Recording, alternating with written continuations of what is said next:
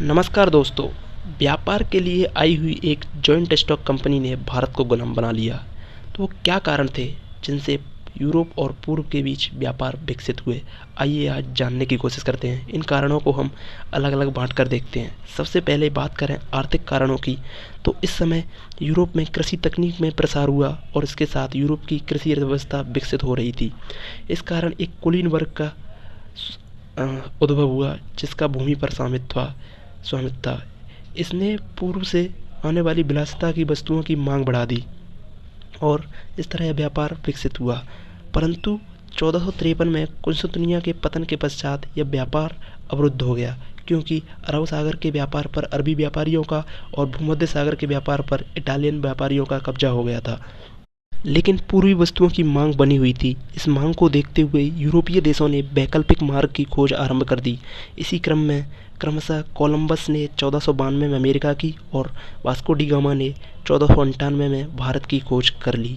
यह खोज प्रक्रिया आगे भी चलती रही और आगे भी पश्चिम में अमेरिका से लेकर पूर्व में चीन और दक्षिण पूर्व एशिया तक व्यापारिक नेटवर्क कायम हो गया। सबसे बढ़कर जो अमेरिका की खोज थी उसका फ़ायदा यूरोपियों को बहुत मिला, क्योंकि अमेरिका से प्राप्त जो कीमती धातु होती थी उसी से वह पूर्व का व्यापार संचालन करते थे। इसीलिए जब वो भारत से माल खरीदते थे तो बदले में सोना चांदी देते थे। इसलिए भारत में सोना चांदी का बहुत ज़्यादा आगमन होता था। और अगर राजनीतिक कारणों की बात करें तो इस समय यूरोप में शक्तिशाली राजतंत्र का उद्भव हुआ और वह अपना राजस्व अधिक से अधिक बढ़ाना चाहता था। इसलिए यूरोप के महत्वाकांक्षी शासकों ने सामुद्रिक खोजों को प्रोत्साहन दिया, क्योंकि वो चाहते थे कि अगर व्यापारी सामुद्रिक खोज करेंगे और व्यापार करना शुरू करेंगे तो उनके लाभ से जो कर मिलेगा उससे राज्य के संसाधनों में इजाफा होगा। और अगर सामाजिक कारकों की बात करें तो एक तरफ जहां यूरोप में धनी वर्ग का उद्भव हुआ और उसने पूर्वी वस्तुओं की मांग बढ़ाई, वहीं दूसरी तरफ एक मध्य वर्ग भी अस्तित्व में आया और ये जो मध्य वर्ग था उसकी रुचि व्यापार में थी।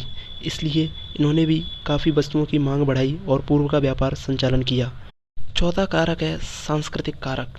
यही वह काल था जब पुनर्जागरण ने लोगों में साहसिक कार्य करने की उत्प्रेरणा दी और उन्होंने इससे भौगोलिक खोजों को करने का बल मिला।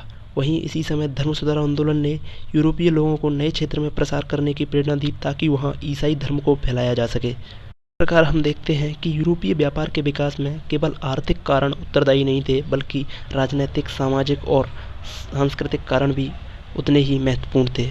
धन्यवाद। उम्मीद करता हूँ वीडियो इन्फॉर्मेटिव लगी होगी। इसी तरह के हमारे और वीडियो पाने के लिए आप हमारे चैनल को सब्सक्राइब कर सकते हैं।